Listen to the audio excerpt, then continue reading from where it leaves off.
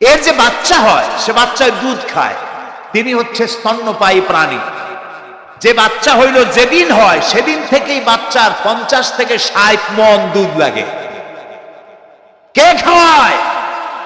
সুবহানাল্লাহ। দুনিয়ার কোন গভর্নমেন্ট খাওয়ায় না। দুনিয়ায় স্থলভাগে পিঁপড়া থেকে শুরু করে হাতি পর্যন্ত, ছোট্ট চেলা পোকা থেকে শুরু করে সাপ, বড় বড় পাইথন পর্যন্ত, টোনাটুনি পাখি থেকে শুরু করে ঈগল পর্যন্ত, নদীর ভিতরে চেলাপুটি থেকে শুরু করে তিমি মাছ পর্যন্ত অসংখ্য প্রাণী সকাল বেলায় খালি পেটে জঙ্গল থেকে, গর্তের মধ্য থেকে, বাসা থেকে, পানির মধ্য থেকে যার যার আস্তানা ছেড়ে আহারের অনুসন্ধানে শত সহস্র কোটি প্রাণী সব যার যার ক্ষুধার পেট নিয়ে বেরিয়ে যায়। আল্লাহ রাব্বুল আলামিন বলেন, সন্ধ্যা হতে না হতে সবগুলির পেট ভরাইয়া যার যার বাসায় আমি ভিড়াইয়া দেই। ইন্নাল্লাহা হুয়ার রাজ্জাকু যুল কুওয়াতিল মাতিন। খেতে দেওয়ার মালিক কে? সেই আল্লাহর এই গুণকে, এই গুণাবলীকে বিশ্বাস করতে হবে। খেতে দেওয়ার মালিক তিনি কেবল। সন্তান হয় না, দেওয়ার মালিক কে? বলেন জোরে। হাসাবার মালিক কে? কাঁদাবার মালিক কে? সুখ দেওয়ার মালিক কে? দুঃখ থেকে উদ্ধার করার মালিক কে?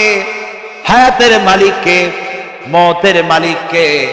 ফাআলুন লিমা ইউরিদ। যা খুশি তাই তিনি করতে পারেন। সুবহানাল্লাহ। কোন? কাফ আর নুন, দুটি অক্ষর, যখন যা ইচ্ছে করে হয়ে যায়। আল্লাহর এই গুণকে বিশ্বাস করলে মানুষ শিরক থেকে বাঁচতে পারবে। মাজার মুখী হবে না মুসলমান, মসজিদ মুখী হবে তখন। আজ আমার মুসলমান একদিকে নামাজও পড়ে আর একদিকে মাজারের কাছে গিয়ে দুর্বল হয়ে যায়। আছে না? আছে কি না? মাজারগুলির কাছে গিয়ে সাহায্য কামনা করে। আমার নিজের চোখে দেখেছি মাজারে গিয়ে কিভাবে সেজদা দেয় কবরকে। বলেন নাউযুবিল্লাহ। আল্লাহ ছাড়া কাউকে রুকু সেজদা করা যায় না। যা চাবার আল্লাহর কাছে চাইতে হবে। ওয়াইজা সাআলতা ফাসআলিল্লাহ ওয়াইজা ইসতাআনতা ফাসতাইন বিল্লাহ। যা কিছু চাওয়ার আল্লাহর কাছে চাও, যা কিছু বলার আল্লাহকে বলো। সব কিছু করার মালিক তিনি। সুবহানাল্লাহ বলেন। এই জন্য মাজারের সাথে মুসলমানদের সম্পর্ক হবে না, মুসলমানদের সম্পর্ক হবে মসজিদের সাথে। কিসের সাথে? বলেন জোরে। আপনি কোন অসুবিধায় পড়েছেন, মাজলুম হয়েছেন, অত্যাচারিত হয়েছেন, চাকরির সমস্যা হয়েছে, ঘরে খাবার নাই, অসুখ বিসুখ হয়েছে, নানান ধরনের সমস্যায় পড়েছেন, কোনো মাজার নয়, কোনো পীর নয়, মসজিদের ভিতরে চলে যান, উযু করে মসজিদে ঢুকে 2 রাকাত কাজায়ে হাজাতের নামাজ পড়েন। রাসূলুল্লাহর উপরে যখনই বিপদ হতো তিনি নামাজে দাঁড়ায় যেতেন। সুবহানাল্লাহ বলো। আপনি কেন যাবেন একটা কবরের কাছে? আপনার সাহায্য কামনার জন্য কোনো পীর নয়, আপনার সাহায্যের জন্য কোনো কবর নয়। সাহায্য পাওয়ার জন্য কে? আল্লাহ চান আপনার ঈমানটা খালেস হোক।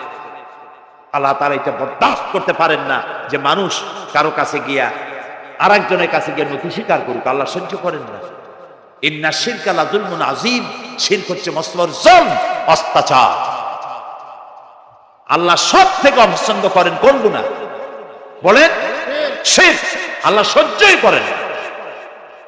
কেন করেন না? একটা যুক্তিতে আসে। যারা বিবাহ করেছে তাদের স্ত্রী যদি স্বামীর সাথে যে ধরনের হাসি খুশি প্রেমের আদান প্রদান করে, স্বামী ছাড়া যদি আরেকজন পুরুষের সাথে এরকমের ভাব বিনিময় করে, ফোনে কথা বলে, প্রেম করে, খুব সুন্দর করে ভালোবাসা দিয়ে যদি চিঠি লেখে অন্য পুরুষের কাছে অথবা প্রেম নিবেদন করে, তাহলে স্বামীদের অবস্থা কেমন হবে বলে? এইটার জবাব দিতেও যদি দেরি হয় তো খুবই কুলক্ষণ। হ্যাঁ, ভয়ানক হবে, ভয়ানক হয়ে যাবে। নিজের চরিত্র যতই যা হোক, বউর চরিত্র ভালো চাই। আচ্ছা বলেন তো, স্ত্রী আপনার সঙ্গে যেভাবে প্রেমের হাসি হাসে, প্রেম নিবেদন করে, ওই রকম আরেকটা পুরুষের কাছে সাথে করলে আপনার সহ্য হয় না কেন? আপনি স্ত্রীর উপরে আপনার অধিকারটা কতখানি, কি জন্য? আপনার স্ত্রীর যে হাসি, যে মিষ্টি হাসি, যা আপনার প্রাণ কেড়ে নেয়, ওই হাসিতে আপনার কোনো অবদান আছে?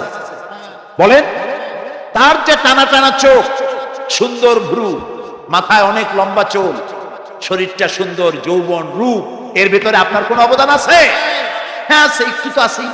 আপনি যে মুখ দিয়ে বউটা হাসে, সেই ঠোঁটে একটু লিপস্টিক লাগাইছেন। যে চোখের জন্য আপনি পাগল, সেই চোখে একটু কাজল লাগাইছেন। শরীরটাকে পেঁচাবার জন্য সুন্দর একটা শাড়ি কিনে দিয়েছেন। একটা শাড়ি দিয়ে, একটু লিপস্টিক কিনে দিয়ে, চুলের একটা ক্লিপ কিনে দিয়ে, একটা ভালো শাড়ি কিনে দিয়া স্ত্রীর উপরে যদি এত অধিকার আছে যে কোনদিন মৃত্যু পর্যন্ত কোন প্রেমের হাসি, ভালোবাসার আদান প্রদান আপনি ছাড়া আর কারো সাথে করতে পারবে না, এইটা যদি আপনার অধিকার এভাবে প্রতিষ্ঠিত হয়, তাহলে এই হাসি যিনি দিলেন, এই দাঁত, এই সুন্দর চোখ, এই রূপ, এই যৌবন যা আল্লাহ তাআলা দিলেন, তার সামনে কোন পীর অথবা কবরের সামনে যদি হাত পাতে আল্লাহ বরদাস্ত করেন না। কথা কি বুঝে আসছে? কথা বুঝে আসছে? আলহামদুলিল্লাহ বলে। আলহামদুলিল্লাহ। বুঝলেই আমাদের কষ্ট সার্থক। আলহামদুলিল্লাহ বলি। আমরা যেন আল্লাহরে চিনতে পারি, বুঝতে পারি। আমার বিশ্বাস করুন, কোরআন আমার সামনে, আল্লাহর কসম, কোন জীবিত পীর, কোন মৃত্যু পীর আমার ভাগ্যের ভালো বা মন্দ করার কোন অধিকার রাখে না, রাখে না, রাখে না। কোন পীর ফু দিয়ে আমার ভাগ্যকে ভালো বানাই দিতে পারবে না, পারবে না, এবং আমার একটা চুলও পাকাও করতে পারবে না। খাইরিহি ওয়া শাররিহি মিনাল্লাহি তাআলা। আমার ভালো, আমার মন্দ করার একমাত্র মালিক কে? এক আঙ্গুল আকাশের দিকে উঁচু করে চিৎকার দিয়ে বলুন, কে? আবার বলেন, আবার বলেন, আবারও বলুন। আল্লাহ কবুল করুন। বলেন। আমার এই বক্তব্য দিয়ে আমি কোন পীরকে অমর্যাদা করছি না। পীর সাহেবদের কাছে পীর কোন শরীয়তের শব্দ নয়। কোরআন এবং হাদিসে কোথাও পীর বলে কোন শব্দ নাই। এটি ফার্সি শব্দ। এই শব্দের অর্থ হলো বৃদ্ধ। তো পীর যদি বৃদ্ধ হয় ভালো কথা, তিনি যদি আলেম হন আরো ভালো কথা। কিন্তু বাপ পীর ছিল, উনিও সেই সুবাদে পীর, ইলেম নাই, তোনার নিজের কাছেই তো টর্চ নাই। আপনাকে অন্ধকারে উনিও ম্যানহোলের মধ্যে পড়বে, আপনারে নিয়ে পড়বে। আলেম হইতে হবে। পীর যদি হয় আলেম হইতে হবে, এক নম্বর কথা। দুই নম্বরের কথা হলো তিনি ব্যবসায়ী হবেন না। ধর্মের নামে তিনি ব্যবসা করবেন না। তিনি মানুষকে হেদায়েতের পথ দেখাবেন। প্রয়োজনে জেলে যাবেন, প্রয়োজনে ফাঁসির মঞ্চে দাঁড়াবেন। তিনি নিজেকেই ইসলামের সব আমি করি, আর ইসলাম কারো কাছে নাই। যারা ইসলাম করলো 70-80 বছর ধরে, রাজনীতির পথ দেখালো, তারা ইসলামের দল না, ওনারটাই ইসলামের দল। এই ধরনের ফাজলামি বক্তব্য থেকে বিরত থাকতে হবে। এই ধরনের বেয়াদবিপূর্ণ বক্তব্য থেকে বিরত থাকতে হবে। আমার দোকানে খাঁটি ঘি পাওয়া যায়, আর কারো দোকানে খাঁটি ঘি পাওয়া যায় না। ইসলাম নিয়ে এই ধরনের মনোপলি বিজনেস করতে দেওয়া হবে না। প্রিয় ভাই সব, আমরা পীর সাহেবদের চিনি। পীর ছিলেন শাহজালাল রহমতুল্লাহ আলাইহি। সুবহানাল্লাহ। যুদ্ধ করা লাগে না, আজান দিয়েছেন, মূর্তির মাথা ভাঙ্গা চুরচুর হয়ে পড়ে গিয়েছে। গৌর গোবিন্দ পলায়া কুল পায় নাই। লোকেরা যায় তার মাজারে গিয়ে গজাল মাছ জিয়ারত করে আসে, কিন্তু তরবারিটা দেখে আসে না। দোধারি তরবারি এখনো আছে। সুবহানাল্লাহ বলেন। পীর ছিলেন হযরতে বাহাউদ্দিন নকশবন্দি, মুজাদ্দিদ আল ফিসানি রহমতুল্লাহ আলাইহি, বড় পীর আব্দুল কাদের জিলানী রহমতুল্লাহ আলাইহি, খাজা মঈনুদ্দিন চিশতি রহমতুল্লাহ আলাইহি, শাহজাহান আলী রহমতুল্লাহ আলাইহি। কত ওলিউল্লাহর মাজার দিয়ে আমার দেশ ভরা। আলহামদুলিল্লাহ কর। এরা একদিকে মানুষকে মুরিদ বানায়া মুরিদের টাকা দিয়ে নিজেদের পকেট ভরেন না। ওনারা এরকম করতেন না, এইরকম করতেন। আর রাসূলুল্লাহ বলেছেন এই রকমের হাতের মর্যাদা নাই, এই হাতের মর্যাদা। আমি পীর দেখছিলাম, বাইতুল শরীফের পীর হযরত শাহ আব্দুল জব্বার সাহেব, আল্লাহ তাআলা জান্নাতুল ফেরদাউসের মেহমান বানায়। এই বাংলাদেশে শত শত মসজিদ মাদ্রাসার এতিমখানা তৈরি করে গেছে, সুবহানাল্লাহ। বৃষ্টির মৌসুমে চট্টগ্রামের বাড়িটা 14 বছর মাদ্রাসায় ওয়াজিদিয়া চট্টগ্রামে 14 বছর বুখারী শরীফ পড়িয়েছেন। কি মানের আলেম, খালি পীর না। মুরিদরা যত টাকা দিত এই টাকা দিয়ে বড় বড় মাদ্রাসা মসজিদ করেছেন। আর বৃষ্টির সময় সাথী সঙ্গী নিয়ে বস্তি এলাকায় যেতেন, পলিথিন দিয়া ছাওয়া, বাচ্চা আর তার স্বামী নিয়ে কাতরায় এক কোনায় বসে আছে, খাবার নাই, চাউল নাই, অসুস্থ, তাদের চাউল দিয়ে আসতেন, তাদের রান্না করার শাকসবজি দিয়ে আসতেন, ওষুধ দিয়ে আসতেন, হাড়ি পাতিল দিয়ে আসতেন। বন্যা হলে, তুফান হলে টাকা উজাড় করে যা মুরিদরা দিত সবগুলি উজাড় করে মানুষের খেদমত করতেন, সুবহানাল্লাহ। কাজেই যারা জামায় অনেকগুলো পকেট সমানে নিতে থাকে আর ভরতে থাকে এইভাবে করে, এই ব্যবসায়ীদেরকে পরিত্যাগ করতে হবে। পীর হচ্ছে ওই সমস্ত লোক যারা নাকি ধর্মের নামে ব্যবসা করে না, বরং আল্লাহর দ্বীনকে প্রতিষ্ঠা করার জন্য কথা বলে। প্রিয় ভাই সব, আমাদের জেহেন সাফ করতে হবে, পরিষ্কার করে বুঝতে হবে আমার ভালো আমার মন্দ কে করতে পারে। সম্রাট শাহজাহান নাম শুনেছেন? কোথার বাদশা বলে? দিল্লির সম্রাট। সম্রাট শাহজাহান পৃথিবী জোড়া নাম তার। কবি বলছেন, শাহনে জাহাं को जिन्हें फख्र से देते थे बाज, वाज कब्र में है सूरह अलहम्दु की मोहताज। যে শাহজাহানকে কর দিয়া ট্যাক্স দিতে পারলে জনগণ নিজেদেরকে গৌরবান্বিত বলে মনে করত, সেই শাহজাহান কবরে শুয়ে আছে, সূরা ফাতিহার মুহতাজ হয়ে আছে, সুবহানাল্লাহ। যদি কেউ আমার কবরের কাছ থেকে হেঁটে যাইতো আর একটু সূরা ইখলাস পড়ে সবরেসানি করতে, আমি কিছু পাইতাম। আহারে, এই এতিম ফকির হয়ে শুয়ে আছে। এক ফকির দিল্লি ঘুরতেছে, একজন বলছে, ভাই তোমারে তো খয়রাত করে দেখতেছি আমি সেই ছোটবেলা থেকে, খালি তুমি খয়রাত করো। একটা জিনিস আপনারা মনে রাখবেন, গরিব, আজকে যারা গরিব পরিশ্রমের মধ্য দিয়ে কালকে তারা ধনী হতে পারে, কিন্তু যারা ভিক্ষুক, যারা ভিক্ষা করে, জিন্দেগিতে কোনোদিন তারা বড় হতে পারবে না। ভিক্ষা করা যাদের অভ্যাস, জীবনেও বাড়ি করতে পারবে না, জীবনেও ধনী হইতে পারবে না, কিন্তু গরিব ধনী হইতে পারবে। কারণ হলো আল্লাহর কাছে দুইটা বৈধ জিনিস অত্যন্ত ঘৃণিত। কয়টা? একটা হলো তালাক, আর একটা হলো ভিক্ষাবৃত্তি, মানুষের কাছে চাওয়া। আল্লাহ পছন্দ করেন না। ভিক্ষুক ঘুরতেছে, একটা লোক বলল, মিয়া তোমার তো সারা জীবনই খরচ করতে দেখি। খরচ করবো না, করবো কি? যার কাছে যাই সে দেয় 4 আনা 2 আনা 1 টাকা, এর বেশি তো দেয় না। তেদি আমি কেমনে বড় লোক হব? কয় যে তুমি বাদশার চোখে দেখো না, বাদশার চোখে দেখো না। কয় বাদশার কাছে কি আমার মতো লোক যাইতে পারে নাকি? কল না, যাইতে হবে, যাও। বাদশা একবার যাবা, এমন দেওয়া দেবে জীবনে আর তোমার খরচ করা লাগবে না। পাতি শিয়ালের পিছনে ঘুরে তো লাভ নাই, পাতি শিয়ালে খায় মুরগি, তোমার একটা ঠ্যাং দেবে, দাঁতের খেলালের কাজ হবে না। বাঘের পিছনে ঘোরো, বাঘে খায় গরু আর হরিণ, একটা রান দিলে তুমি 1 সপ্তাহ খাইতে পারবে। কাজে ঘুরতে গিয়েও বোঝা উচিত কার সাথে ঘুরতে।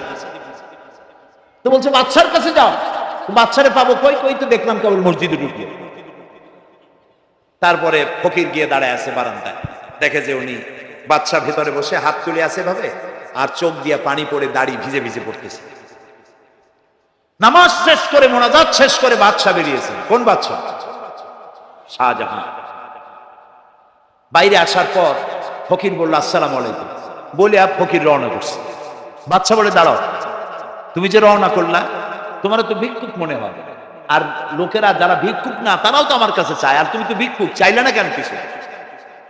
ভিক্ষুক বলে, জাহাপানা, আমি কিছু চাইতে এসেছিলাম আপনার কাছে, কিন্তু আপনার করুণ অবস্থা দেখে আমার জ্ঞানের চোখ খুলে গিয়েছে। আমি দেখতে পেলাম আমি যার কাছে চাইতে এসেছি, আমি তো কান্দি না, হাতও বাতি নাই। যার কাছে চাইতে আসতাম দিল্লির সম্রাট, আবার কোন সম্রাটের কাছে হাত পেতে ভিক্ষুকের মতো কি জানি চায়, আর চোখ দিয়া পানি পড়ে দাড়ি ভিজে ভিজে পড়ছে। আমার জ্ঞানের চোখ খুলে গেছে, দুনিয়ার বাদশার কাছে আর চাইবো না। বাদশা কান্দে যে বাদশার কাছে, তার কাছেই চাইবো। প্রিয় ভাই সব, এই জন্যে জিহেন সাফ করে ফেলুন। দুনিয়ার কোনো মানুষের জন্য, মানুষের কাছে নয়, কোনো কবরে নয়, কোনো কারো কাছে নয়, আল্লাহ তাআলার কাছে আমরা নামাজের মধ্যে ঘোষণা করেছি, ইয়াকা না'বুদু ওয়া ইয়াকা নাস্তাঈন। আল্লাহ তাআলা তোমার একমাত্র ইবাদত করি, তোমার কাছে সাহায্য চাই। কাজে সাহায্য আল্লাহর কাছে। কার কাছে চাইবো বলে? আল্লাহ আমাদের ঈমান মুক্ত করে দিন। আমরা বলি আমিন, আমরা বলি আমিন। অসুখ বিসুখ হইলে পরে ধৈর্য ধরবেন। অনেক মানুষ আছে জ্বর হইলে কয় যে এত নামাজ পড়ি খালি জ্বর আমারই হয়, এত রোজা রাখি, ভালো ভালো কাম করি, আমার ছেলের অসুখ মোটে সারি। এই জাতীয় কথা বলবেন না। মুমিনের পায়ে যদি কাঁটাও ফোটে সওয়াব থেকে খালি নাই, ধৈর্য ধরতে হবে। কাঁটা ফুটছে বলেন ইন্না লিল্লাহ। আজাবান লিল মুমিন, মুমিনের জন্য বড়ই আশ্চর্য ব্যাপার, বিপদ হইলেও শুকর আদায় করে আর সুখে থাকলেও শুকর আদায় করে। সুবহানাল্লাহ বিহামদি। বিপদ আসলে সে বলে ইন্না লিল্লাহি, বলেন ইন্না লিল্লাহি ওয়া ইন্না ইলাইহি রাজিউন। আর যখন শান্তি আসে বলে আলহামদুলিল্লাহ। দুই অবস্থায় তার জন্য নিয়ামত আল্লাহর তরফ থেকে সে পায়, আলহামদুলিল্লাহ। প্রিয় ভাই সব, তো আল্লাহর উপর ঈমান আনার জন্য কয়টা শর্ত বলছি না? এই যে প্যাচ লেগে গেছে, কয় যে তিনটা। আল্লাহর উপর ঈমান আনার জন্য শর্ত কয়টা? চারটা। চারটার বলছি কয়টা? দুইটা। আরেকটা হচ্ছে আল্লাহর কুদরত, এ বিশ্বাস করা। আল্লাহর কুদরত মানে শক্তি। আল্লাহর কিছু বিশ্বাস করবেন বলেন জোরে? শক্তি। আকাশ এবং জমিনে শক্তিশালী কে? কিন্তু আমার দেশের জনগণ, কিছু কিছু রাজনীতিবিদরা বলে জনগণই নাকি সকল ক্ষমতার, সকল শক্তির উৎস। কি পাগল! তুমি ক্ষমতার উৎস? নাকের মধ্যে ময়লা, দাঁতে ছাতা, পেটের মধ্যে দুর্গন্ধ ভরা, ক্ষমতার উৎস। আশ্চর্য কথা।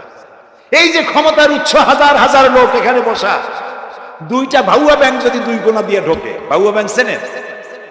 বিগ সাইজের ব্যাংক, দুইটা যদি দুই দিক দিয়ে ঢোকে লাফাইতে লাফাইতে, সামনে যারা আছে এমনি লাফাবে। অন্তত টঙ্গী তামিরুল মিল্লাত মাদ্রাসা ছাড়াইয়া তারপরে ফিরে তাকায় বলবে ভাই আমরা দৌড়াই কেন? ব্যাংকের সামনে অসহায়, বল্লা ভীমরুলের সামনে অসহায়, সাপের সামনে, বিচ্ছুর সামনে অসহায়। তারা কয় সকল ক্ষমতার উৎস জনগণ। কপাল পোড়া। ক্ষমতার উৎস জনগণ নয়, এটা কোরআনের সাথে কন্ট্রাডিকশন হয়। এই কথা আল্লাহ বলেছেন আন্নাল কুওয়াতা লিল্লাহি জামিয়া। সকল ক্ষমতার উৎস কে? চিল্লায় বলো। ক্ষমতা কি দেখছেন? মাত্র 1.5 মিনিট। কয় মিনিট? মাত্র 1.5 মিনিট। আল্লাহ বলেছেন কোন, সাথে সাথে তামিলনাড়ু, মালয়েশিয়া, ইন্দোনেশিয়া, থাইল্যান্ড, মালদ্বীপ, শ্রীলঙ্কা 2 লক্ষ লোক শেষ, 1 লক্ষের খোঁজ নাই। সমুদ্রের পানি 33 ফিট উঁচু হয়ে এসছে। সুবহানাল্লাহ কই দিচ্ছে করে না? বিজ্ঞানীরা বলেছেন ভারত মহাসাগরের তলদেশে ফাটল ধরেছে, ওর কয়েক কিলোমিটার নিচে ভূমিকম্পের উৎপত্তি হয়েছে।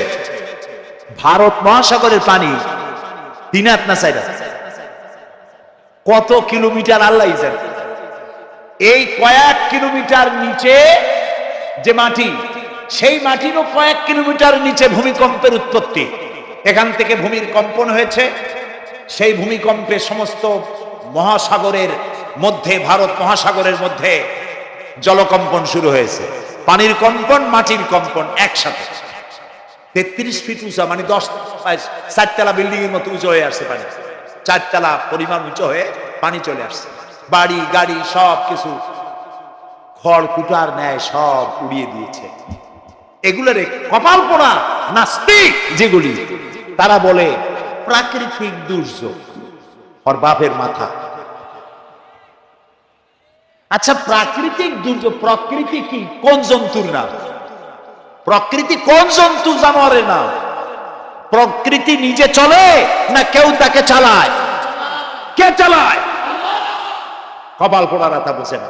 বিশ্ববিদ্যালয়ের শিক্ষক হয়েছে তো, আল্লাহ দিয়ে আসি কথা।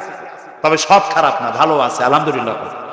কিছু আছে কপাল পোড়া, বিশেষ করে শান্তিনিকেতনে যারা পড়াশোনা করে আসে, সাহিত্য চর্চা করে, এই সাহিত্য চর্চা করতে করতে এক পর্যায়ে কপাল পুড়ে যায়, আল্লাহরে চিনতে পারে না। সব চেনে, আল্লাহরে চেনে। আল্লাহ এখন চিনিতেছে ভালো করে। প্রিয় ভাই, সব কমে আদ, কমে সামুদ, এগুলিকে আল্লাহ তারা ধ্বংস করেছে। কিয়ামতের আগে এই যে 7টা আকাশ, এই আকাশ সম্পর্কে অবিশ্বাসীরা তারা বলেছে আকাশ বলতে কিছুই নেই, এটা নাকি অনেক দূরে, তাই নীলা নীলে দেখা যায়। কি কপাল পোড়া চিন্তা করে, নীলা নীলে দেখা যায়। এই আকাশ মহাশূন্য। এই আকাশগুলিকে, আকাশ কয়টা স্তর? 7টা। এগুলি কাতাইয়ে সিজিল্লিল কুতুব। কোরআনে কারিমে আল্লাহ তাআলা বলেছেন কিতাবের পৃষ্ঠার মতো কিয়ামতের আগে একটার পর একটা ঠাস ঠাস করে পড়বে, ভেঙে চুরমার। ওয়াইদাল বিহারু ফুজ্জিরাত। আল্লাহ তাআলা বলছেন ইযাস সামাউ ফাতারাত ওয়াইদাল কাওয়াকিবু ইনতাসারাত ওয়াইদাল বিহারু ফুজ্জিরাত। আকাশের তারকাসমূহ বিক্ষিপ্ত হয়ে পড়বে। অসংখ্য তারকারাজি, বিশাল বিশাল তারকা বিক্ষিপ্ত হয়ে পড়বে। চন্দ্র সূর্য একটার সাথে আরেকটা ধাক্কা লেগে চাঁদ আর সূর্য আলো হারিয়ে ফেলবে, একাকার হয়ে যাবে। পাহাড়গুলো উঁচু করে আল্লাহ তাআলা জমিনের উপর আছাড় মারবেন, কাল ইহনিল মানফুস, তুলার মতো উড়ে চলে যাবে। সুবহানাল্লাহ বলবা না? কত বড় শক্তি আল্লাহ পাক। ওয়াইদাল বিহারু ফুজ্জিরাত। সমুদ্র সমূহ বিদীর্ণ হয়ে যাবে। সমুদ্রে যত পানি আছে সমস্ত পানিগুলি নিঃশোষিত হয়ে যাবে মাটির তলায়, এবং সেখানে অগ্নি উৎপত্তি হবে। কোরআনে কারিমে আল্লাহ বলে দিয়েছেন গোটা সমুদ্রগুলিতে আগুন জ্বলতে থাকবে। এগুলি কিয়ামতের আলামত। আল্লাহ পাকের অফুরন্ত মেহেরবানি। এই যে কানের কাছ দিয়া গুলিটা চলে গেছে, কানে লাগে নাই। বাড়ির কাছ থেকে কিয়ামত হয়ে গেল, বাংলাদেশে আল্লাহ বাঁচাই দিলেন। সুবহানাল্লাহ বলো, আলহামদুলিল্লাহ বলে। আমাদের প্রতিবেশী দেশগুলিতে যেভাবে আঘাত লাগছে, ওর 1000 ভাগের 1 ভাগের আঘাত কয়েক সেকেন্ড যদি বাংলাদেশে হতো, আমাদের সব অপরিকল্পিত শহর, রাজুক পারমিশন দিয়েছে 3 তলার, করা হয়েছে 7 তলা। এইভাবে অপরিকল্পিত যত বিল্ডিং আছে এগুলি পচা সিমেন্ট দিয়ে, পচা ইট দিয়ে তৈরি করা হয়েছে। 2-3 সেকেন্ডের ভূমিকম্প যথেষ্ট এই শহর লন্ডভন্ড করে দেওয়া। অসংখ্য মানুষ মারা যাবে, অসংখ্য বাড়িঘর শেষ হয়ে যাবে। এদেরকে রেস্কিউ করার মতো মডার্ন ইকুইপমেন্টসও গভর্নমেন্টের কাছে নাই। এই জন্য আল্লাহর কাছে সেজদা দিয়া গুনার তওবা করতে হবে, আল্লাহ আমাদের মাফ করে দাও, আমার এই গরিব দেশটাকে কিয়ামত পর্যন্ত এই গজব থেকে বাঁচাও। প্রিয় ভাই সব, আল্লাহ তাআলার ক্ষমতার ওয়াজ আমি আজ করতে পারবো না, অনেক লম্বা হয়ে যাবে। কারণ আমাকে 3টা পুঁজির কথা তো কমসে কম বলতেই হবে, অল্প করে হলেও। শুনবেন তো? আল্লাহ তৌফিক দিক, বলেন আমিন। আল্লাহ তাআলার ক্ষমতায় বিশ্বাস করা, তার প্রচন্ড ক্ষমতা, যা খুশি তাই বলেন করতে পারেন। মরাকে জিন্দাকে মারতে পারেন, মরুভূমিতে ফুল ফুটাতে পারেন। সুবহানাল্লাহ, যা খুশি তাই করতে পারে। এই শক্তি সহকারে আল্লাহকে বিশ্বাস করতে হবে। 4র্থ নম্বরে আল্লাহর হুকুম এবং হাকাম, আদেশ নিষেধ। আমি আল্লাহরে বিশ্বাস করি, এই কথার কোনো দাম নাই যদি তার আদেশ না মানে। এই কথার কোনো দাম নাই যদি তার নিষেধকে আমি আমার জীবনে প্রত্যাহার না করে চলতে পারি। মুসলমান বলে দাবি করার কোনো মূল্য নেই। একদিকে নামাজ পড়ি, আর একদিকে ওজনে কম দেয়, খাদ্যে ভেজাল দেয়, বেপরদা করি, মিথ্যা কথা বলা হয়, ওজনে কম দেয়, খাদ্যে ভেজাল দেয়, জমিনের আইল ঠালে আমানতের খেয়ানত করে, আল্লাহর হুকুম মানা হলো না, রাসূলের আদেশ মানা হলো না। আল্লাহর উপর ঈমান আনার জন্য 4র্থ শর্ত হচ্ছে আল্লাহ যা বলেছেন মাথা নত করে মেনে নিতে হবে, বলতে হবে সামি'না ওয়া আতা'না। বলেন সামি'না ওয়া আতা'না, শুনলাম আর মেনে নিলাম। বলেন তো জোরে, শুনলাম আর মেনে নিলাম। সুবহানাল্লাহ বলেন। মুমিনেরা এই প্রশ্নই করবে না মদ হারাম কেন, মুমিনেরা এই প্রশ্নই করবে না জুয়া হারাম কেন, মুমিনেরা এই প্রশ্নই করবে না জেনা হারাম কেন। একটাই জবাব, মদ হারাম কেন? আল্লাহ হারাম করেছেন তাই হারাম। জেনা হারাম কেন? আমার আল্লাহ হারাম করেছেন তাই হারাম। জুয়া হারাম কেন? আমার আল্লাহ হারাম করেছেন তাই হারাম। কোন যুক্তি নাই। যুক্তির আল্লাহর নিষিদ্ধ জিনিসে যুক্তি তালাশ করে কেবলমাত্র শয়তান। আল্লাহর আদেশ নিষেধের যুক্তি তালাশ করে কে? শয়তান। মুমিনের কাজ হলো সামি'না, বলেন, ওয়া আতা'না, শুনলাম আর মানলাম, বাস, শেষ কথা, খালাস। এই গেল চারটি শর্ত পুরো হয়ে গেল।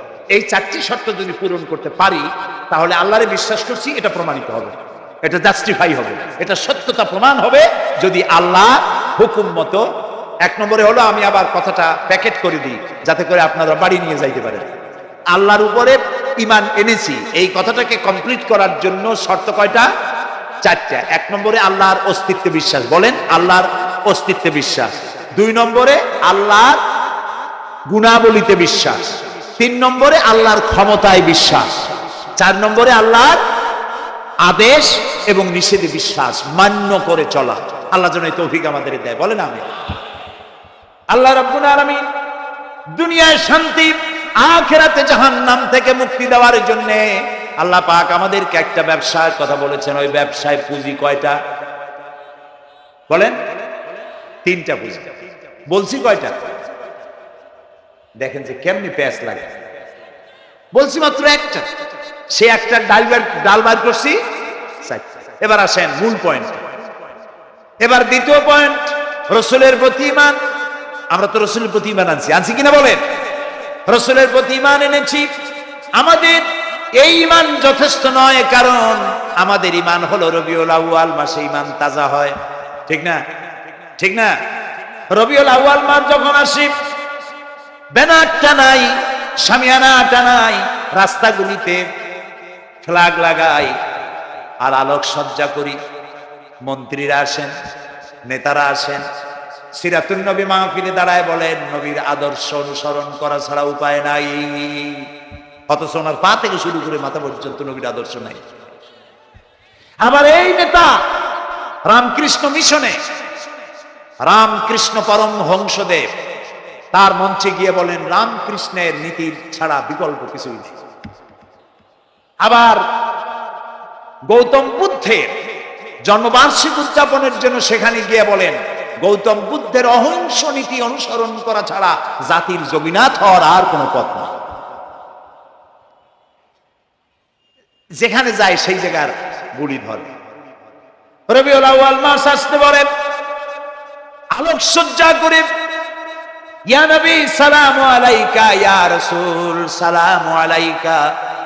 এরপরে গরম গরম জিলাপি রাসূলুল্লাহকে বুঝায় দেওয়া হলো, হে রাসূল আপনি তাকিয়ে দেখেন কত মহব্বত আপনারে করি। আপনার মহব্বতের জন্য আমাদের শহরের কোন মিষ্টির দোকানে আর মিষ্টি নাই, সব আমরা খাইয়া শেষ করছি। এই হলো মহব্বত। এই মহব্বতে এই ঈমানে কাজ হবে না। এই ঈমানে বলে কাজ হবে না। কোন ঈমানে কাজ হবে? রাসূলের প্রতি ঈমানের অর্থ কি? এর অর্থ হচ্ছে নবী করিম সাল্লাল্লাহু আলাইহি সাল্লাম আমাদের রাসূল, আমাদের নেতা। আমাদের রাসূল আমাদের নেতা, আমরা তার উম্মত, তার অনুসারী। অনুসারীর কাজ কি? নেতার পূর্ণাঙ্গ অনুসরণ করণ। রাসূলুল্লাহর আনুগত্য করতে হবে। এটা কে বলেছেন?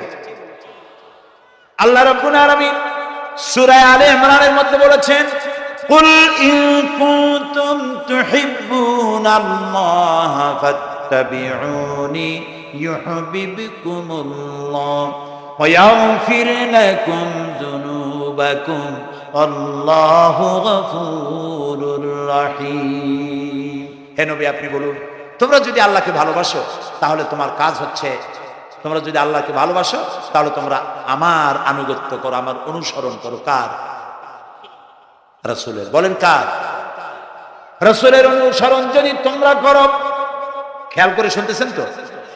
আল্লাহ তাআলা বলছেন নবী আপনি বলেন, তোমরা যদি আল্লাহকে ভালোবাসো, তোমাদের এই দাবি যদি সত্য হয় তাহলে আমার অনুসরণ করো, আমার আনুগত্য করো। আমার অনুসরণ, আমার আনুগত্য করলে পরে তোমাদের কে আল্লাহ রাব্বুল আলামিন ভালোবাসবেন এবং তোমাদের তামাম জিন্দেগীর সমস্ত গুনাহ খাতা আল্লাহ তাআলা মাফ করে দিবে। আমরা কি গুনাহ মাফ করাইতে চাই? বলেন চাই? আসুন রাসূলের আনুগত্য করুন। রাসূলের আনুগত্য কিরকম? রসুল যেভাবে মুছ কাটছেন আমরা সেইভাবে মুছ কাটবো, তিনি দাড়ি যেভাবে রাখছেন আমরা সেইভাবে রাখবো, তিনি চুল কাটছেন যেভাবে সেইভাবে করবো, তিনি পায়ের নখ হাতের নখ যেভাবে কাটছেন সেইভাবে করবো, তিনি যেভাবে বিবাহ করেছেন সেই সুন্নত অনুযায়ী বিবাহ, তিনি যেভাবে দেশ চালাইছেন সেইভাবে দেশ চালাবো। রসুলের অনুসরণের অর্থ শুধু এই নয় যে তিনি যেভাবে সুরমা লাগাইছেন আমি ওইরকম সুরমা দেবো, তিনি যেভাবে কদু খাইছে আমিও কদু খাবো, এইটা নয়। এটা নয়, শুধু রসুলের আনুগত্য হবে মুরগির ফার্ম থেকে শুরু করে জাতিসংঘ পর্যন্ত, জীবনের সব ক্ষেত্রে। আর বিশ্বাস করতে হবে তিনি শেষ নবী, তারপরে আর কোন নবী আসবে। আল্লাহ রাব্বুল আলামিন সূরা আহজাবের মধ্যে বলেছেন, মা কানা মুহাম্মাদুন আবা আহাদিম মির রিজালিকুম ওয়ালাকিন রাসূলুল্লাহি ওয়া খাতামান নাবিয়্যিন। মুহাম্মদ সাল্লাল্লাহু আলাইহি ওয়াসাল্লাম তোমাদের কোন পুরুষদের পিতা নন, তিনি আল্লাহর রাসূল এবং তাকে দিয়ে নবুয়তের মিশনকে খতম করে দেওয়া, কমপ্লিট করে দেওয়া হয়েছে। আর কোন নবী, রাসূলুল্লাহ বলেছেন লা নাবিয়্যা বাদি ওয়ালা রাসূল, আমার পরে আর কোন নবী আসবে না, রাসূল আসবে না। কথা বুঝে আসছে? আল্লাহর নবীর পরে আর কোন নবী হবে না। আল্লাহর নবী বলেছেন একটি ইমারত তৈরি করে তার ভিতরে একটা ইট যদি খালি থাকে, একটি ইটের জায়গা যদি শূন্য থাকে, তাহলে সকলের চোখে ধরা পড়বে। ওই ইটখানা দিলে পরে বিল্ডিংটা কমপ্লিট হয়ে যায়। নবুয়তির যে ইমারত আল্লাহ তৈরি করেছিলেন, ওর ভিতরে একটা ইটের অভাব ছিল। আল্লাহ পাক আমাকে দিয়ে সেই শূন্য জায়গা পূরণ করে দিয়ে নবুয়তের মিশনকে কমপ্লিট করে দিয়েছে। রাসূলুল্লাহ বলেছে আমার পরে আর কেউ নবী হবে না। পৃথিবীর সব মুসলমানদের আকীদা মুহাম্মদ সাল্লাল্লাহু আলাইহি ওয়াসাল্লামের পরে যদি কেউ নবুয়তের দাবি করে সে কাফির, হাজার বার কাফির। তাকে যারা নবী মানবে তারাও। রাসূলুল্লাহ বলেছেন আমার পরে 30 জন মিথ্যেবাদী নবুয়তের দাবি করবে। তার মধ্যে একজন তো দাবি করছে রসুলের জীবদ্দশায়, একটা ছিল মেয়ে লোক আর একটা ছিল পুরুষ। পুরুষটার নাম ছিল মুসাইলামা কাযযাব, নামই ছিল কাযযাব। কাযযাব মানে মিথ্যাবাদী। দেখছেন অবস্থা, নামই মিথ্যাবাদী। উম্মতেরা কইল যে আপনি তো একজন নবী, আমরা সৌভাগ্য আর দুর্ভাগ্য হোক আপনারা নবী বলে মানলাম। মুহাম্মদ সাল্লাল্লাহু আলাইহি ওয়াসাল্লামের কাছে প্রায় জিবরাইল আসে আর ওহী আনে, আর আপনি আমাদের কোনো ওহী দিতে পারলেন না বলছেন। কয় যে কেবল না নবী হইলাম, অপেক্ষা করো, ওহী আসবেন।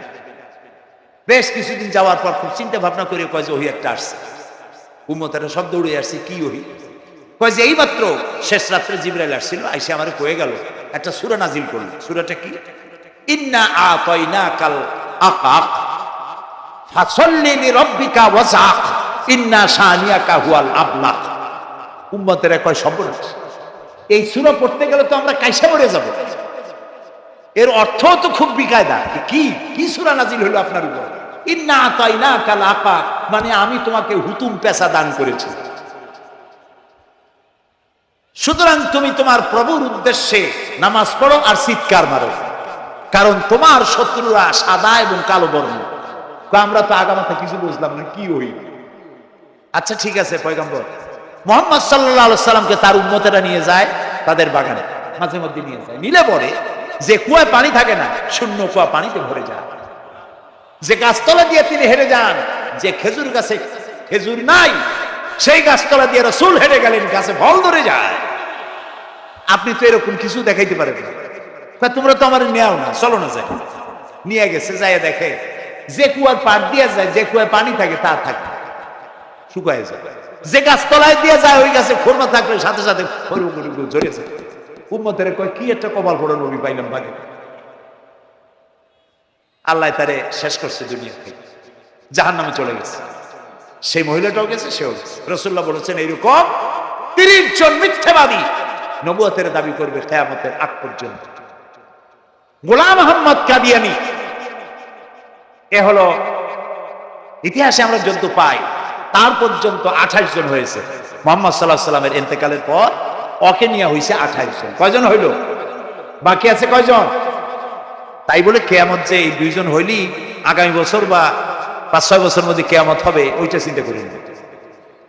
এই পৃথিবীতে একটা লোক আল্লাহ শব্দ উচ্চারণ করার যদি থাকে, কিয়ামত সে পর্যন্ত হবে না। সুতরাং বহুত দেরি আছে কিয়ামতে। তবে ওর মতো আরো শয়তান 2 জন আসবে। গোলাম মোহাম্মদ কাদিয়ানী বলল, আমি পয়গম্বর, আমি নবী, আমার উপরে ওহী আসে। তো তার সঙ্গে ওই যুগের বড় আলেম মাওলানা আতাউল্লাহ শাহ বুখারী রহমতুল্লাহ আলাইহি, তিনি বললেন, আচ্ছা তুমি যে নবুয়তের দাবি করো, এই শক্তি তুমি পাও কই? কয় যে আমার শক্তি তো কোরআন, কোরআনের মধ্যেই আছে আমার কথা। কোথায়? কয় সূরা সফের মধ্যে আছে, ইয়াতি মিন বাদি ইসমুহু আহমদ। ঈসা আলাইহিস সালাম আমার ব্যাপারে ফোরকাস্ট করেছেন, ভবিষ্যৎবাণী দিয়েছেন যে আমার পরে একজন আসবে, তার নাম হবে আহমদ। আমি তো সেই আহমদ। মাওলানা বুখারী বলছেন, বেকুব, ঈসা আলাইহিস সালাম যার কথা বলেছেন তার নাম, ঈসা আলাইহিস সালাম যার কথা বলেছেন তার নাম হলো ফকাত আহমদ, আর তোমার নাম হলো গোলাম আহমদ। তাহলে এতে করে বোঝা যায় ঈসা আলাইহিস সালাম যার কথা বলেছেন তুমি সেই আহমদের গোলাম। তো তুমি নবুয়তের দাবি করো কেন? গোলাম আহমদ কয় যে, হুজুর আমার নামের আগে গোলাম বৈশা একটু সমস্যা হয়েছে, ঠিক, তো গোলামটারে যদি বাদ দেই তাহলে তার আপনি আপত্তি করতে পারেন না, আমি আহমদ থাকি আর আপনি আমার উম্মত হয়ে যান। আমি আমার কথা ঈসা আলাইহিস সালাম বলেছেন। মাওলানা বুখারী বলছেন, দেখো তোমার ফতোয়া অনুযায়ী তুমি বলছো নামের প্রথম অংশ বাদ দিয়া শেষের অংশ নিয়ে তোমার উপর ঈমান আনতে, তাহলে আমার নাম আতা আল্লাহ। তোমার ফতোয়া অনুযায়ী আমার নামের প্রথম অংশ বাদ দিলাম, আতা গেছে, থাকছে আল্লাহ। আর আল্লাহ বলছি তোর মতো গাধারে আমি নবুয়ত দেই নাই। এরপর এই শয়তানের মৌত হলো কোথায়?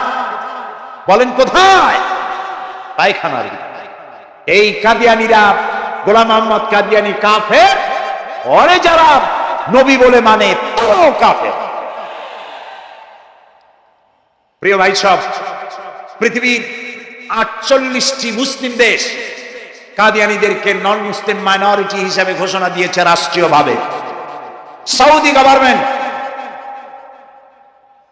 আইন পাশ করেছে, কিয়ামত পর্যন্ত কাদিয়ানীরা মক্কা মদিনায় প্রবেশ করতে পারবে না।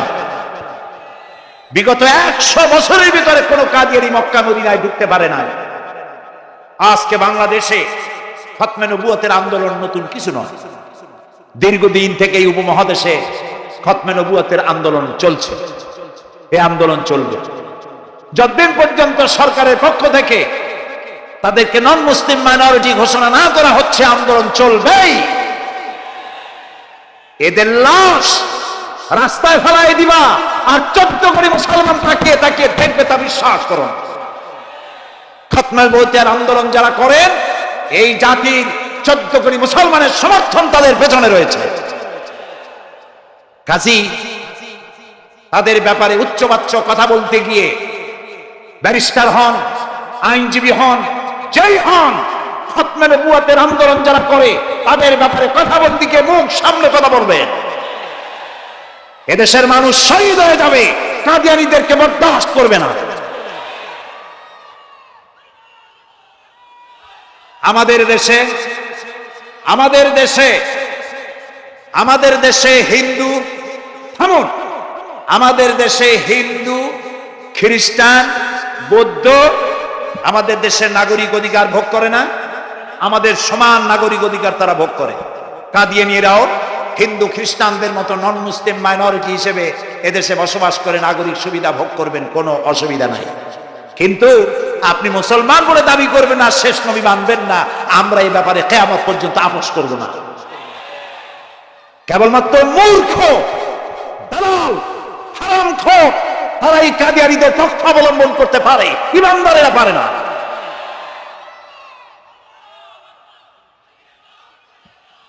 কাদিয়ানীরা যে সব মসজিদ তৈরি করে, এগুলি মসজিদ নয়, এগুলি উপাসনালয়। হিন্দুদের মন্দিরকে যেভাবে আমরা সম্মান করি, ওদের উপাসনালয় তো সম্মান করি। কিন্তু কাদিয়ানীরা যতদিন মুসলমান নামের পরিচয় দিতে থাকবেন, আমরা আমাদের অধিকার আদায়ের জন্য সুশৃঙ্খল ভাবে গণতান্ত্রিক পদ্ধতিতে আমরা এই অধিকার আদায়ের চেষ্টা করব। খতমে নবুয়তের আন্দোলন কোনো রাজনৈতিক আন্দোলন নয়, এটি আমাদের ইমানের আন্দোলন। যারা আন্দোলন করতেছেন তারা আমাদের ফরজে কিফায়ার দায়িত্ব পালন করছে। প্রিয় ভাই সব, রাসূলের প্রতি ঈমান আনতে হলে এরকম ঈমান আনতে হবে, তারপরে আর কোন নবী আসবে না। তারপরে কথা হলো তাকে অনুসরণ করতে হবে পায়ের নখ কাটা থেকে শুরু করে মাথার চুল পর্যন্ত, জীবনের সব ক্ষেত্রে রাসূলের অনুসরণ করতে হবে। তিনি সেনাপতি ছিলেন, শ্রমিক ছিলেন, পিতা ছিলেন, নানা ছিলেন, স্বামী ছিলেন, ঠিক না? তিনি রাষ্ট্রপ্রধানও ছিলেন। আজকে যারা ধর্ম আর রাজনীতি আলাদা করেন তারা মুনাফিক, মুসলমান নয়, তারা কি মুনাফিক। এই জন্য আমাদেরকে মনে রাখতে হবে নবী করিম সাল্লাল্লাহু আলাইহি ওয়াসাল্লাম রাষ্ট্র পরিচালনা করেছেন। যারা ধর্ম আর রাজনীতি আলাদা করে তারা মুসলমান হিসাবে আল্লাহর কাছে পরিচিত হতে পারবেন না। প্রিয় ভাই সব, নবীজি মক্কা থেকে মদিনা এলেন, মদিনা এসে রাষ্ট্রপ্রধানের দায়িত্ব পালন করলেন। আজ তিনি রাষ্ট্রপ্রধান, কোরআন হলো সংবিধান, কোরআনের আইন চালু করে দিলেন। চুরি বন্ধ হলো, ডাকাতি বন্ধ হলো, জেনা ব্যভিচার বন্ধ হয়ে গেল, মানুষ দরজা খুলে ঘুমাবার সুযোগ পেল। সুবহানাল্লাহ, সুবহানাল্লাহ। নবী করিম সাল্লাল্লাহু আলাইহি ওয়াসাল্লাম একটি সুন্দর সুখী সমাজ পৃথিবীতে চালু করে গেলেন। আজ আমাদের ভাগ্য যদি খুলতে হয়, রাসূলের অনুসরণ করি আমাদেরকে রাষ্ট্র পরিচালনা করতে হবে। ইসলাম সন্ত্রাসকে প্রশ্রয় দেয় না, ঠিক না ভাই? আমাদেরকে যারা সন্ত্রাসী বলে ওরাই তো সন্ত্রাসের দাদা, ওরা সন্ত্রাসের জন্মদাতা। আমাদেরকে সন্ত্রাসী বলো? আমি আমেরিকায় বক্তব্য করেছি, লন্ডনে বক্তব্য করেছি, আমি তাদেরকে বলছি তোমরা আমাদেরকে সন্ত্রাসী বলো, আমাদের দেশে যাইয়া দেখো, তোমাদের এখানে সমস্ত সুপার মার্কেটগুলি সব বন্ধ হয়ে যায় বেলা 4টায়, কোনো মার্কেট খোলা থাকে না। কেন খোলো না? তোমরা সিকিউরিটি দিতে পারবে না বলে খোলো না। চুরি হবে, ডাকাতি হবে, লুটপাট হবে, এই জন্য বিকেলই সব বন্ধ হয়ে যায়, রাতে কোনো দোকান খোলা থাকে না। যাও তো আমাদের দেশে, আমাদের তো সন্ত্রাসী বলো, গরিব দেশ। আমাদের দেশের বাবুরহাটে, নরসিংদীর কাছে বাবুরহাট, যেটাকে এই দেশের ম্যানচেস্টার বলা হয়, সারা রাত কোটি কোটি শত কোটি টাকা কাপড় চোপড় বেচা কিনা হয়, পুলিশের গন্ধ খুঁজে পাওয়া যায় না, সারা রাত বেচা কিনা হয়। গ্রামের বাজারগুলি যায় দেখেন আমাদের দেশে, যশোরে, খুলনায়, উত্তরবঙ্গে রাত 2টা 2:30 পর্যন্ত বেচা কিনা হয়, ঠিক না? এই যে আমাদের দেশে আল্লাহর মেহেরবানি, এবারে যে ঈদের সময় ঈদ আর পূজা একসাথে হইল, মুসলমান মেয়েরা, হিন্দু মেয়েরা সোনা দানা গলায় পরিয়া, হাতে পরিয়া, তারপরে বাজারঘাট ঈদের কেনাকাটা, পূজার কেনাকাটা করছে, কোনো অসুবিধা হয় নাই, ঠিক না? আল্লাহর মেহেরবানি র্যাবে জি যা করার করছে। মক্কা শরীফে, মদিনা শরীফে দেখলাম লোকেরা হাত তুলে, বাংলাদেশি লোকেরা ওখানে যারা আছে, র্যাবের জন্য দোয়া করছে, আল্লাহ র্যাবের প্রতি তুমি রহমত নাজিল করো,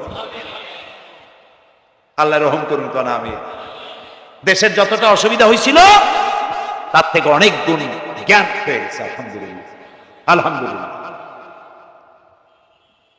প্রিয় ভাই সব, এই যে আল্লাহ রাব্বুল আলামিন মুসলমানদেরকে পৃথিবীর মধ্যে সব থেকে বেশি শান্তি প্রিয় করেছেন, কোন আলহামদুলিল্লাহ।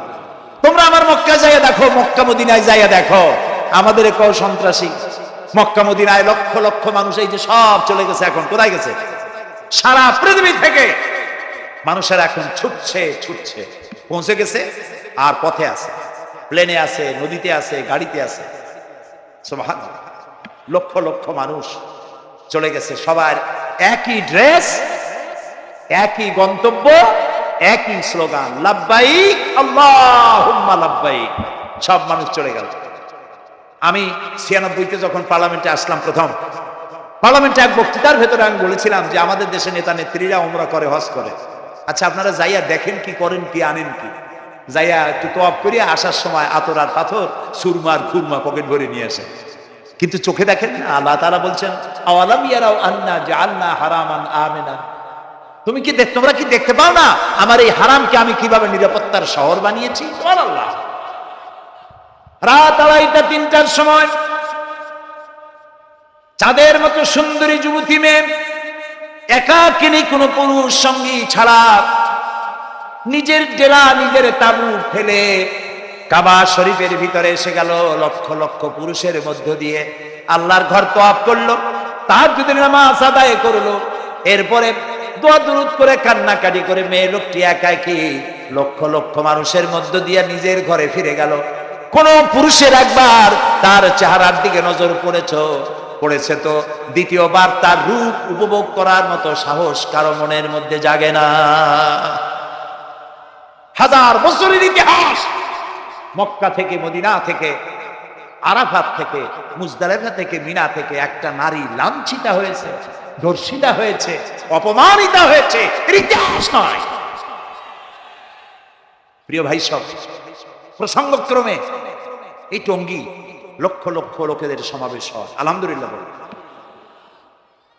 হতেই পারে। তাবলীগী জামাতের ভাইরা এখানে উপস্থিত হন, সারা দেশ থেকে, বিভিন্ন দেশ থেকেও লোকজন আসে, এক জায়গায় বসে আল্লাহ বিল্লাহ করে, মোনাজাত করে। এটা মনে আসলো তাই বলতেছে। কেউ কেউ এটাকে খুব বাড়াবাড়ি করে। সে বাড়াবাড়িটা হলো, কেউ কেউ বলেন আরাফাতের পরেই দ্বিতীয় এই সমাবেশ। এই বেয়াদবি শব্দটাকে উচ্চারণ করবেন না আল্লাহর রাস্তে। কোথায় টঙ্গী, কোথায় আরাফাত, আর কোথায় টঙ্গী? কি এর সাথে আপনি কি মিলান? আপনি বলুন এখানে লক্ষ লক্ষ লোক হয়েছে, আমরাও দেখতে পাচ্ছি লক্ষ লক্ষ লোক হয়, কিন্তু আপনি কেন দ্বিতীয় সমাবেশ বলেন? কেন আপনি আরাফাতের ময়দানের পরে এই কথা বলেন?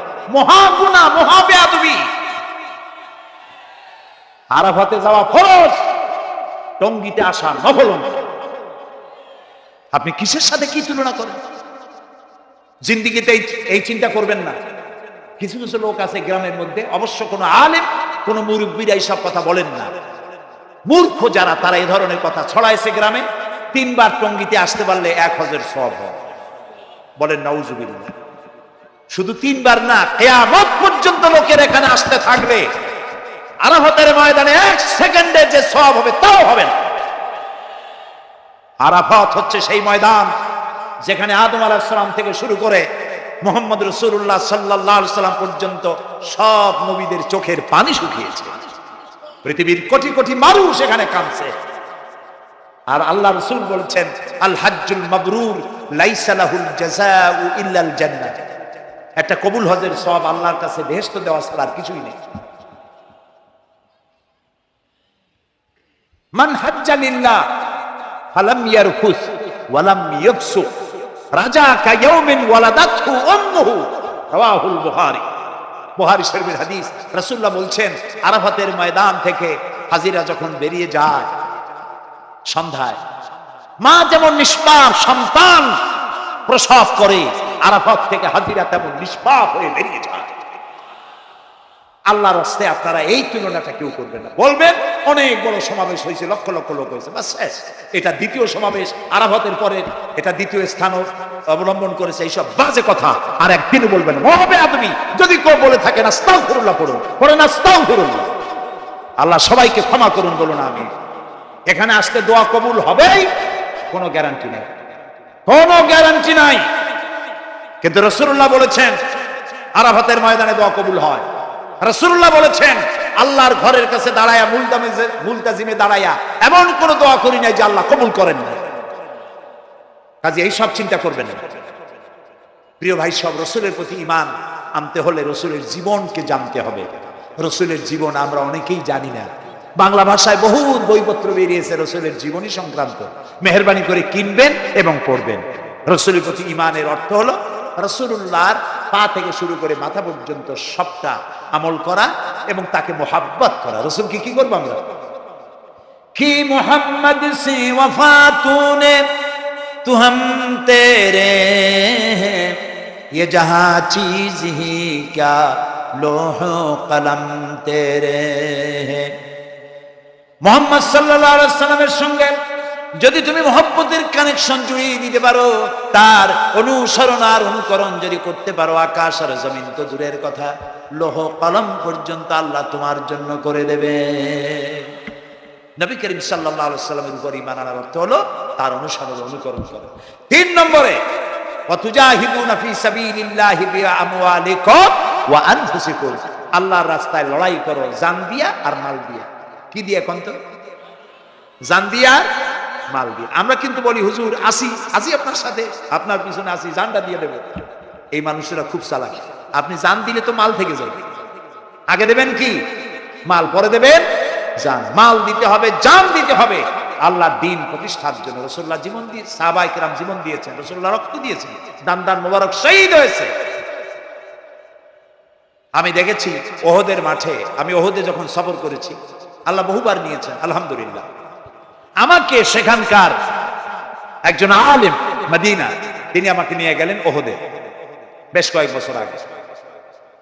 ওহদে গিয়ে দেখলাম, আমাকে দেখালো যে নবী করিম সাল্লাল্লাহু আলাইহি ওয়াসাল্লামের যেখানে দান শহীদ হয়ে গিয়েছিল, দাঁত মুবারক শহীদ হয়েছে, রাসূলুল্লাহ বেহুশ হয়ে পড়ে গেছিলেন। তাকে হযরতে আবু বকর, হযরত ওমর, হযরত ওসমান এই তিনজনে উঁচু করে নিরাপদ জায়গায় নেওয়ার জন্য দৌড়াচ্ছিল। পাহাড়ের উপরে যখন উঠতেছিলেন, ওই তিনজন রাসূলকে খাড়ে করে নিয়ে উঠতেছেন, পাহাড় তখন কাঁপতেছিল, পাহাড় কাঁপতেছে, এত বড় কাঁপন উঠেছে পাহাড়ের। পাহাড় সেই এলাকা থেকে কাগজ কাটলে, কেচি দিয়ে কাগজ কাটলে যেমন রেজা রেজা হয়ে যায়, আমার নিজের চোখে আমি দেখলাম। তিনি আমাকে দেখালেন এই সেই এলাকা যেখানে রাসূল উঠানো হয়েছিল। পাহাড় আল্লাহর ভয়তে কাঁপতেছিল তরতর করে। সেই উঁচা জায়গা, একটা বিশ্রামের মতো জায়গা পাহাড়ের মধ্যে, সেইখানে তাকে নিয়ে যখন রাসূলকে যখন শোয়ানো হচ্ছিল, পাহাড় কাঁপতেছে। নবী করিম সাল্লাল্লাহু আলাইহি ওয়াসাল্লাম তখন বলছেন, উসবুতি ইয়া জিবাল, উসবুতি ইয়া জিবাল, ইন্নাকা আলাইয়া নবিয়্যান ওয়াস সিদ্দিকিন ওয়াস শাহীদাইন। হে পাহাড়, উসবুতি ইয়া জিবাল, হে পাহাড় থেমে যা, তোর উপর আল্লাহর নবী, তোর উপরে সিদ্দিক আর দুইজন শহীদ দাঁড়িয়ে আছে, থেমে যা। পাহাড় থেমে গেল। সিদ্দিক হযরত আবু বকর, দুইজন শহীদ তোর উপরে, হযরতে ওমর, হযরতে ওসমান রাদিয়াল্লাহু তাআলা আনহুমা। কবে শহীদ হবে রাসূলুল্লাহ আজকে বলতেছেন, তোর উপরে দুইজন শহীদ দাঁড়িয়ে আছে। এইভাবে কষ্ট করেছেন নবীজি, ক্ষুধায় কষ্ট করেছেন, যুদ্ধ করেছেন। তবে সেই যুদ্ধ আক্রমণাত্মক ছিল না, ডিফেন্সিভ ছিল। আক্রমণকে প্রতিহত করার জন্য তিনি লড়েছেন। প্রিয় ভাই সব, এত কষ্ট করার পর তিনি যে দ্বীন কায়েম করে গিয়েছিলেন, আল্লাহ তাআলা বলছেন, অতুজাহিদুনা ফি সাবিলিল্লাহি, আল্লাহর রাস্তায় লড়াই করো জান দিয়ে আর মাল দিয়ে আমার দ্বীনকে প্রতিষ্ঠা করার জন্য। যদি তোমরা ইসলাম বুঝে থাকো, এরই মধ্যে তোমাদের জন্য কল্যাণ নিহিত রয়েছে। সুবহানাল্লাহ বলেন, এরই মধ্যে কল্যাণ। সুতরাং শুধু টুপি মাথায় দিয়ে নামাজ পড়লেই হবে না, নামাজও পড়তে হবে, আল্লাহর হুকুম হাকাম মানতে হবে, রোজাও রাখতে হবে, হজও করতে হবে, যাকাতও দিতে হবে, স্ত্রীকে পর্দায় রাখতে হবে, আমলে আখলাকে, সিরাতে সুরাতে, চলনে বলনে, ব্যবসায় বাণিজ্যে, বক্তৃতায়, রাজনীতি, অর্থনীতি, সমাজনীতি, সব জায়গায় আল্লাহ এবং রাসূলের পূর্ণাঙ্গ আনুগত্য করার নামই হলো মুসলমান হয়ে যাওয়া। সুবহানাল্লাহ। এই মুসলমান হইতে পারবো আমরা? আল্লাহ যেন তৌফিক দেখেন, আমিন। সবাই বলেন আমিন। আমি এখন আপনাদের নিয়ে মোনাজাত করবো। মোনাজাতের আদব বসা, দাঁড়ানো ভাইয়ের একটু বসেন। এই যত মানুষ দাঁড়ায় আছেন, মেহেরবানি করে একটু বসেন। আমি কিন্তু একবারও বলিনি আপনারা বসেন। দাঁড়ানো ভাইরা মেহেরবানি করে বসেন, মোনাজাত করবো আপনাদেরই নিয়ে। প্রায় 2 লক্ষ লোক মারা গেছে ভূমিকম্পে, আর 1 লাখের উপরে নিখোঁজ। তাদের জন্য দোয়া করবেন না? যে আল্লাহ আমাদের বাঁচাই দিলেন, তাদের জন্য, তার জন্য দোয়া শুকর আদায় করবেন না? সুতরাং বসেন, বসতে বলছি, দাঁড়াতে বলিনি। মোনাজাতের জন্য সবাই বসেন, আর একটু জোরে সরে জিকির করেন, লা ইলাহা, লা ইলাহা।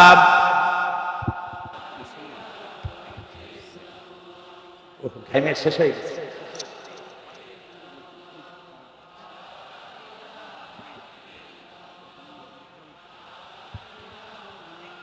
বয়স কত? বাড়ি কোথায়?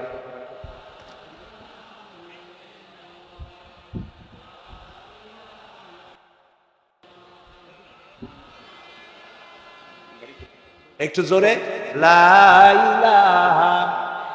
এভিডেন্স করছে, বসে বসে।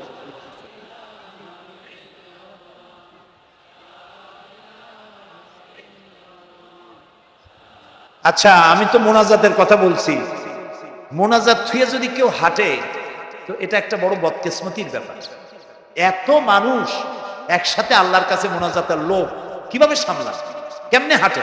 এক যুবক ইসলাম কবুল করার জন্য আসছে, সঙ্গীতেই থাকে।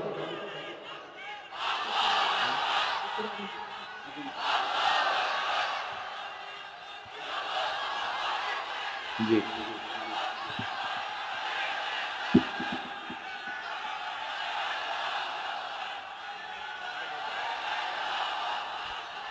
এই ছেলেটি বাড়ি হলো বগুড়ায়, থাকে উত্তরায়। এই ছেলের বাপের নাম শ্রী সুধীর চন্দ্র সরকার, আর তার নাম হলো চঞ্চল কুমার সরকার। বর্তমান নাম পছন্দ করেছে বশির উদ্দিন। বলো লা ইলাহা ইল্লাল্লাহু মুহাম্মাদুর রাসূলুল্লাহ। আল্লাহ ছাড়া কোন ইলাহ নাই, মাবুদ নাই, উপাস্য নাই। মুহাম্মদ সাল্লাল্লাহু আলাইহি ওয়াসাল্লাম আল্লাহর প্রেরিত রাসূল। আশহাদু আন লা ইলাহা ইল্লাল্লাহু ওয়াহদাহু লা শারীকা লাহু ওয়া আশহাদু আন্না মুহাম্মাদান আবদুহু ওয়া রাসূলুহু। আমি সাক্ষ্য দিচ্ছি আল্লাহ ছাড়া কোনো ইলাহ নাই, মাবুদ নাই, উপাস্য নাই। তিনি এক, তিনি একক, তার কোনো অংশীদার নাই। আমি আরো সাক্ষ্য দিচ্ছি মুহাম্মদ সাল্লাল্লাহু আলাইহি ওয়াসাল্লাম আল্লাহর বান্দা এবং তার প্রেরিত রাসূল। বলো আসসালামু আলাইকুম। আপনারা জবাব দেন। এই ছেলেটি এখন আমাদের মধ্যে নিষ্পাপ। আমাদের সকলের আমলনামায় পাপ আছে। রাসূলুল্লাহ বলেছেন, যখন একজন মুশরিক ইসলাম কবুল করে, কালেমা পড়ে, বিশ্বাস করে, অর্থ সহকারে উচ্চারণ করে, তার পিছনের সমস্ত গুনাহ খাতাকে আল্লাহ তাআলা মাফ করে দেন। সুতরাং আমরা তার জন্য দোয়া করি, আল্লাহ যেন তাকে খাঁটি মুসলমান বানায় দেন। আমরা সবাই বলি আমিন। প্রিয় ভাই সব, মোনাজাতের পর এশার আজান হবে। আমরা বা জামাত এশার নামাজ পড়ে যাব ইনশাআল্লাহ। বলেন ইনশাআল্লাহ। এত বড় জামাত আমরা কোথাও পাবো না, এবং জীবনে আরেকটা জামাত এরকম পাবো তার কোনো নিশ্চয়তাও নাই। ঠিক না ভাই? নামাজ আমরা আদায় করে যাব 5 ওয়াক্ত। কি বলে, এখানে সারা জীবন 5 ওয়াক্ত নামাজ সঠিকভাবে আদায় করব, আর এশার নামাজ আমরা এখানে জামাতে আদায় করে যাব। আর এই বিশাল মাহফিল তৈরি করতে অনেক খরচ হয়েছে। আপনারা নিশ্চয়ই দেখতে পান এত বড় প্যান্ডেল করতে কত টাকা খরচ হতে পারে, এবং তারা প্রচেষ্টা করেছে। আপনারা এই লাইটিং, মাইকিং, প্যান্ডেল, স্টেজ, তারপরে পোস্টার, গেট ইত্যাদি তৈরি করতে বহু টাকা খরচ হয়েছে। আপনারা যাওয়ার সময় মেহেরবানি করে তাদেরকে চতুর্দিকে ড্রাম এবং চাদর নিয়ে লোকেরা দাঁড়িয়ে থাকবে। আপনারা আল্লাহর হস্তে তাদেরকে কিছু সহযোগিতা করে যাবেন। রাজি আছেন? আপনারা রাজি আছেন?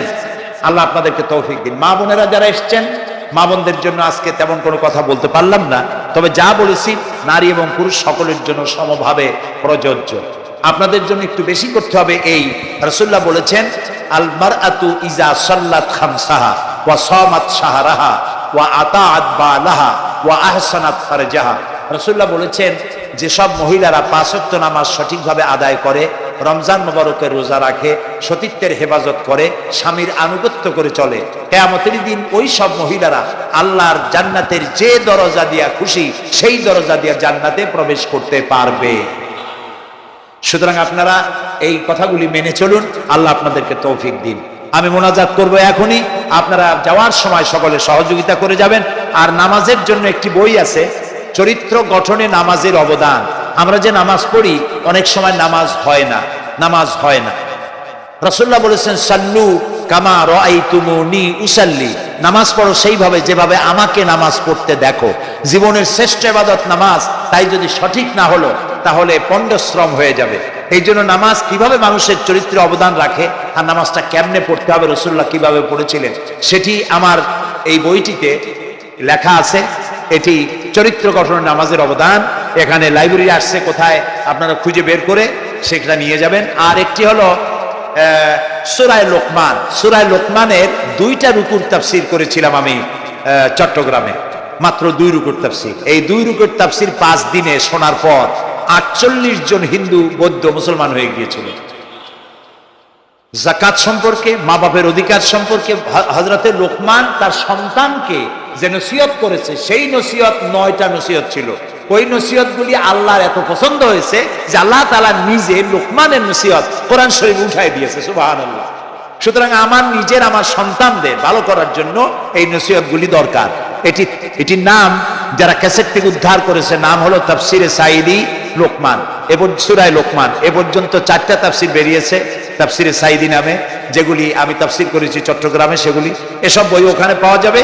এই বইগুলি আপনারা লাইব্রেরি থেকে, এখানে মোবাইল লাইব্রেরি এসছে ঢাকা শহর থেকে, সন্ধান করে আপনারা নিয়ে যাবেন। আল্লাহ তাআলা আপনাদেরকে তৌফিক দান করুন। যাওয়ার সময় মাহফিলকে সাহায্য করে যাবেন, আর নামাজে সালাতুল ইশা আদায় করে যাবেন। আল্লাহুম্মা আমিন।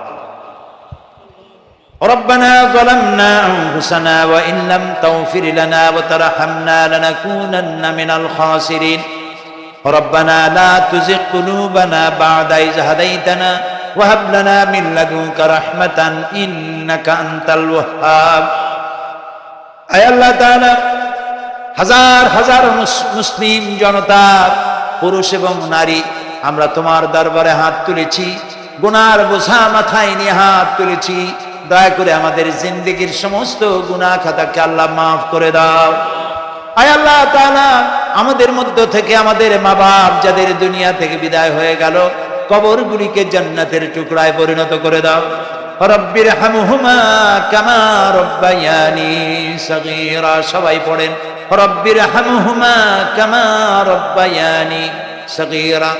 আয় আল্লাহ তাআলা, तमाम পৃথিবীতে আজ মুসলমানেরা বড়ই বিপদে আছে। আয় আল্লাহ তাআলা, বিপদগ্রস্ত মুসলমানদেরকে তুমি সাহায্য করো রব্বুল আলামিন। ইরাকের মাজলুম মুসলমানদের হাতে ইরাকের জমিন উঠায় দাও। আয় আল্লাহ তাআলা, জালিমদেরকে তুমি নস্তনাবুদ করে দাও। আল্লাহ তাআলা, বাংলাদেশ আমাদের প্রিয় জন্মভূমি, এই দেশের উপরে তোমার খাস রহমত নাজিল করো। আয় আল্লাহ তাআলা, ভূমিকম্পে আশেপাশের দেশগুলির মারাত্মক ক্ষতি হয়ে গেল। আল্লাহ তাআলা, তুমি আমাদেরকে দয়া করে বাঁচাই দিয়েছো। কিয়ামত পর্যন্ত আসমান আর জমিনের সব মুসিবত থেকে আমাদের দেশকে তুমি হেফাজত করো রব্বুল আলামিন। আমাদের স্ত্রী পুত্র পরিজন যাদেরকে তুমি দান করেছো, সবগুলিকে দিনদার, ইমানদার, নামাজি মুসলমান বানাইয়া দাও। আয় আল্লাহ তাআলা, এই মাহফিলের আয়োজন যারা করেছেন, কষ্ট করেছেন, পয়সা দিয়েছেন এবং দেবেন, সকলকে আল্লাহ তাআলা ঈমানে কামেল সকলকে দিয়ে দাও। আমাদেরকে তোমার মকবুল বান্দাদের মধ্যে শামিল করে নাও।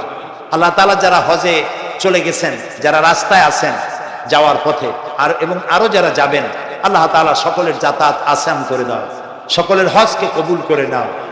যারা হজ করেন নাই, এই মাঠে আজকে যারা উপস্থিত, মন চায় যেতে, আল্লাহ তাআলা তাদেরকে যাওয়ার ব্যবস্থা করে দাও। আল্লাহ তাআলা, মা বোন যারা এসেছেন, মা বোনদের গুনাহ খাতাকে মাফ করে দাও, মা বোনদের অসুখ ব্যাধি মাফ করে দাও, তাদের কেমন আমল করার তৌফিক দাও, যাতে করে কিয়ামতে হযরতে আয়েশা খাদিজার সঙ্গে আসর নসিব হয়ে যায়। আল্লাহ তাআলা, তোমার কাছে আরেকটা দোয়া করি, আমাদের এই বাংলাদেশে যারা বোমা মারে, আমাদের এই বাংলাদেশে যারা গ্রেনেড হামলা করে, আমাদের এই বাংলাদেশে সন্ত্রাসী তৎপরতা চালায়া যারা মানুষ হত্যা করে, তুমি তাদেরকে হেদায়েত করে দাও, তুমি তাদেরকে হেদায়েত করে দাও, তুমি তাদেরকে হেদায়েত করে দাও। আল্লাহ তাআলা, তোমার ইলমে যদি জানা থাকে ওদের নসিবে হেদায়েত নাই, তাহলে হামান, নমরুদ, সাদ্দাত, ফেরাউন এগুলারে যেমনে তুমি ধ্বংস করছো, বাংলাদেশে যারা গ্রেনেড হামলা করে, বোমা হামলা করে, মানুষ খুন করে, ওদেরকে গজব দিয়া, লানত দিয়া বাংলাদেশ থেকে চিরকালের জন্য বিদায় করে দাও। যারা বাংলাদেশে নৈরাজ্য সৃষ্টি করে, আল্লাহ তাদেরকে গজব দিয়া বিদায় করে দাও। হয় তারা হেদায়েত হোক, না হয় শয়তানদের হাত থেকে আমাদের দেশকে আল্লাহ তুমি রক্ষা করো রব্বুল আলামিন। টঙ্গী বিরাট শ্রমিক এরিয়া, আল্লাহ তাআলা শ্রমিকদের স্বাস্থ্য ভালো রাখো, তাদের সকলকে নামাজ আদায় করার তৌফিক দাও। আল্লাহ তাআলা, তাদের অভাব অভিযোগ দূর করে দাও। চারদলীয় ঐক্য জোটের এই সরকারকে ইসলামের পক্ষে থাকার কাজ করার তৌফিক দান করে দাও। যত ওয়াদা নির্বাচনের আগে করেছিল, সবগুলি ওয়াদা অক্ষরে অক্ষরে পালন করার তৌফিক দিয়ে দাও। আমি কয়েক সেকেন্ড আপনাদের জন্য ছেড়ে দিলাম। মাথা নিচু করে, চক্ষু বন্ধ করে, যার যা চাওয়ার দরকার আল্লাহর কাছে চান।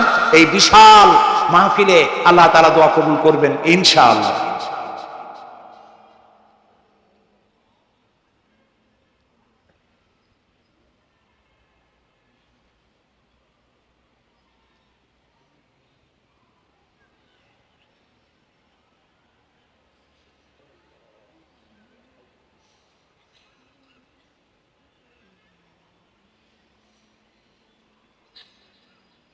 হায় আল্লাহ, তোমার আরশে আজিম থেকে তুমি দয়া করে তোমার রহমতের নজর দিয়ে টঙ্গীর এই মাঠের দিকে তাকাও। আল্লাহ তাআলা, আমরা কোন পীর বুজুর্গ, খাজা বাবা অথবা দুনিয়ার কোন শক্তির কাছে, রাজা বাদশার কাছে হাত তুলি নাই, বিশাল আকাশের মালিকের কাছে হাত তুলেছি, আমাদের রবের কাছে হাত তুলেছি। তুমি বলেছো দৌনি আস্তাজিব লাকুম, আমারে ডাকো আমি সাড়া দেব। আল্লাহ তাআলা, আমরা ডাকতেছি, তুমি দয়া করে সাড়া দাও। আমরা ডাকতেছি, আমাদের ডাকের সাড়া দাও মাবুদ। আমাদের যাদের রোগ ব্যাধি আছে আল্লাহ দয়া করে শেফায়ে আজেলা দাও, শেফায়ে কামেলা দাও। আল্লাহ তোমার কাছে আর একটা বিনীত দোয়া করি, আল্লাহ তুমি আমাদের জন্মসূত্রে যেসব নিয়ামত আমাদের শরীরে দিয়েছো, নাক, কান, চোখ, হার্ট, কিডনি, চলৎ শক্তি, বলার শক্তি, আল্লাহ মৃত্যুর আগ পর্যন্ত শরীরের এসব নিয়ামতের একটাও চিনায় নিও না বাবু। আল্লাহ তাআলা, তুমি আমাদের প্রতি দয়া করো, মেহেরবান হও। মাহফিলের আয়োজন যারা করেছেন আল্লাহ তাদের এই কষ্টকে তুমি কবুল করে নাও। কিয়ামতের দিন কোরআনের সুপারিশ আমাদের জন্য নসিব করে দাও। ربنا تقبل منا إنك أنت السميع العليم وتب علينا إنك أنت التواب الرحيم سبحان ربك رب العزة عما يصفون وسلام على المرسلين والحمد لله رب العالمين واجعل آخر كلامنا عند الموت لا إله إلا الله محمد رسول